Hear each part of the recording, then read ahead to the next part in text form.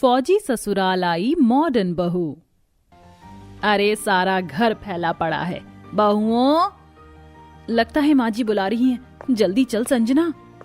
जी माँ। आ गई तुम दोनों? हाँ माँ, हम छत पर अचार सुखा रहे थे, माफ कीजिए, आने में कुछ सेकंड की देरी हो गई। बहुओं, तुम फौजी परिवार की बहुएं हो और हमारे परिवार में कान खुले और हाथों पैरों में रफ्तार वाले लोग रहते हैं और अनुशासन हमारे घर की एक खास चीज है जिसे हम कभी भी नहीं छोड़ते। जी बाबा। चलिए रिटायर्ड फौजी साहब, अब बहुत हो गई बातें। बहुओं, तुम तो जानती ही हो कि आज तुम्हारी देवरानी के घर लौटने का दिन है। पगपेरे की रस्म के बाद से वो अपने घर ही है, लेकिन आज हम उसे लेकर आ रहे हैं, तो जब तक हम घर लौटें पूरा घर एकदम साफ सुथरा चाहिए। हो जाएगा, आप बेफिक्र होकर जाइए। देवरानी जी के घर लौटने तक पूरा घर चकाचक साफ हो जाएगा। सरोजा अपनी नई बहू को लेने उसके मायके आ गई और दोनों बहुएं घर को चमकाने लगी। माँ जी ने बोला था कि वो 1 घंटे बाद लौट आएंगी, क्योंकि उसके बाद उन्हें सर्दी के लड्डू बनाने हैं।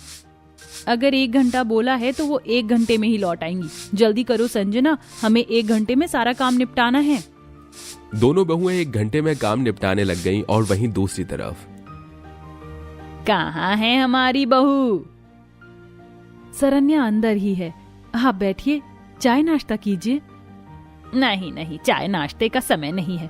हमें यहाँ आने में आधा घंटा लगा है और घर लौटने में भी इतना ही समय लग जाएगा, इसीलिए हम यहाँ नहीं रुक सकते। अरे आप लोग इतनी दूर से सफर करके आ रहे हैं तो ऐसे मत जाइए, थोड़ा सा तो कुछ खा लीजिए। माफ कीजिए, लेकिन इस समय के सहारा हमारे बहुत सारे काम रुके हुए हैं और हमारा एक उसूल है कि हम अपने किसी भी काम को कल पर नहीं छोड़ते हैं, इसलिए माफ कीजिए, फिर कभी आपके यहाँ आएंगे। अच्छा, लेकिन अभी सरन्या के बाबा घर पर नहीं है, वो भी कुछ देर में आ जाएंगे। आखिरी बार अपनी बच्ची को वो भी आशीर्वाद के साथ विदा कर देते तो। क्या हम अपनी बहू को लेने फिर किसी दिन आए? नहीं नहीं, आपके पास अगर वाकई में समय कम है तो आप चली जाइए। सरन्या को मैं अभी लेकर आता हूँ। सरन्या का भाई अपनी बहन को ले आया और वो सिर्फ अपनी माँ और भाई को अलविदा कहकर अपने सास ससुर के साथ अपनी ससुराल के लिए निकल गई। अजीब लोग हैं। फौजियों का परिवार है ना, इसीलिए अनुशासन के कुछ ज्यादा ही पक्के हैं। एक तरफ घर में ये बातें हो रही थीं, तो वहीं दूसरी तरफ कैसे लोग हैं ये? मेरी माँ ने टेबल भरकर नाश्ता लगाया हुआ था और ये तो एक लुकमा भी चक्कर नहीं आए। अब घर पहुँचने में हम पूरे 10 मिनट लेट हो जाएंगे। माँ जी, बुरा ना माने तो एक बात बोलूं, सिर्फ 10 मिनट तो कुछ भी नहीं है। जब कहीं जाते हैं तो 2-3 घंटे भी लेट हो जाते हैं। बहू, ऐसा वो लोग करते हैं जिन्हें अनुशासन और वक्त की कदर नहीं है, लेकिन हमारे परिवार में सारे काम बिल्कुल समय के हिसाब से किए जाते हैं। इसीलिए हमारे लिए तू नहीं जानती है 10 मिनट कितने मायने रखते हैं। और अब तू भी हमारे ही परिवार का हिस्सा बन चुकी है, तो ये अनुशासन तू भी सीख लेना। सरोजा ने सरन्या को अपने घर के सारे नियमों के बारे में बता दिया। सरन्या उनके नियम जानकर हैरान थी। अगले दिन हम आ गए बाबा। बहुत अच्छे, चलो अब जब सभी उठ ही गए हैं तो सूर्यदेव की पूजा करो। 1 मिनट, नई बहू कहाँ है? लगता है वो नालायक अभी तक सो रही है। रजनी, लेकर आओ उसे।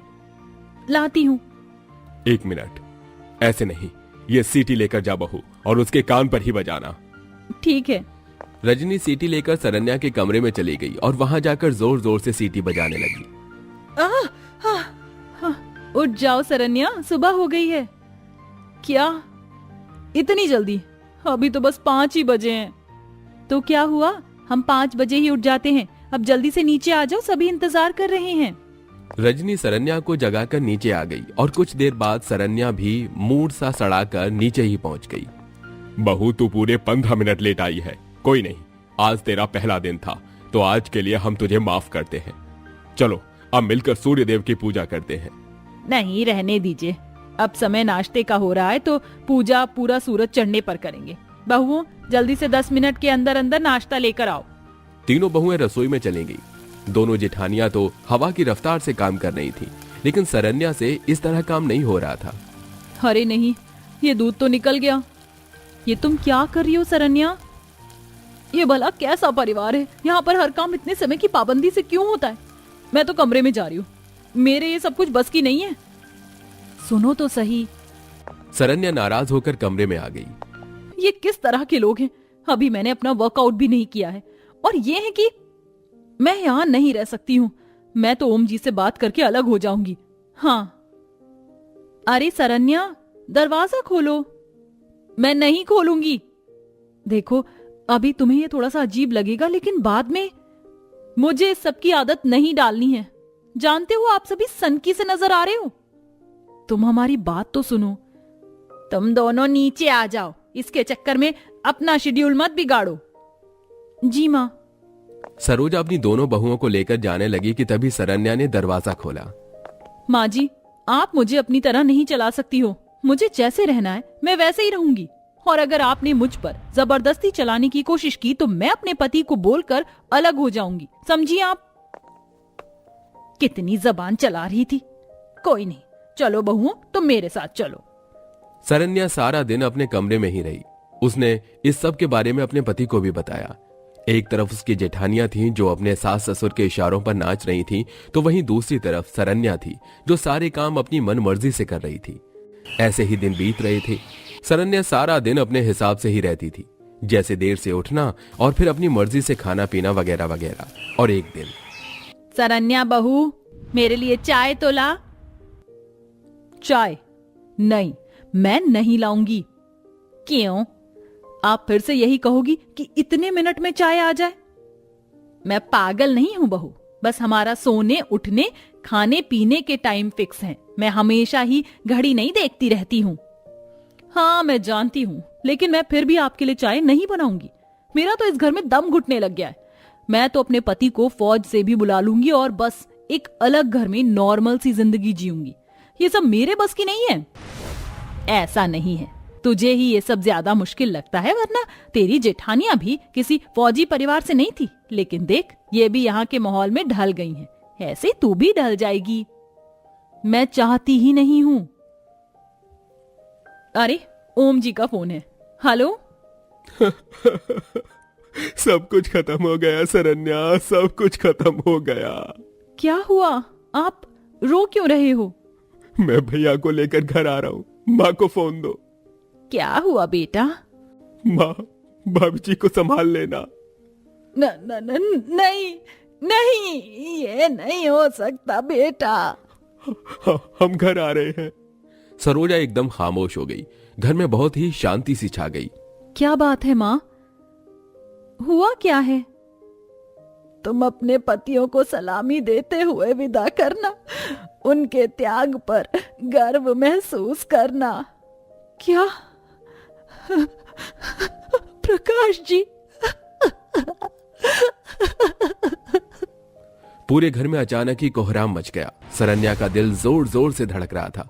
कुछ ही देर बाद सरोजा के दोनों बेटों प्रकाश और आलोक को घर लाया गया। माँ, भैया बहुत बहादुरी से लड़े और हमारे देश के लिए जान दे दी। हाय मेरा लाल। आंखें खोलिए प्रकाश जी, आंखें खोलिए ना। सभी ने जवानों को बहुत जगाया, लेकिन अब वो कभी भी नहीं उठने वाले थे। यह पूरा मंजर देखकर सरन्या को उसकी गलती का एहसास हुआ, लेकिन उस वक्त वो कुछ भी नहीं बोली। थोड़ी देर बाद जवानों का अंतिम संस्कार हो गया। अब उन दोनों की मौत को लगभग 1 हफ्ता बीत चुका था। माँ जी।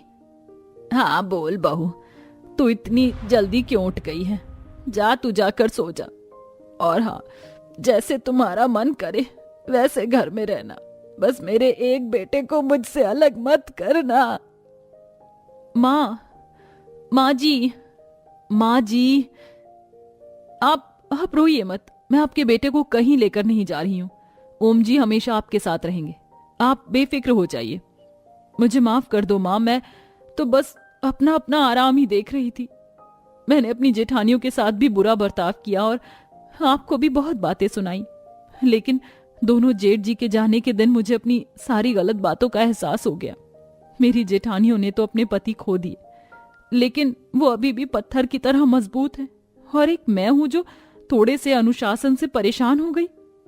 हमारे पति हमारे लिए, इस देश के लिए कितनी मेहनत करते हैं, मुझे भी समझना चाहिए था।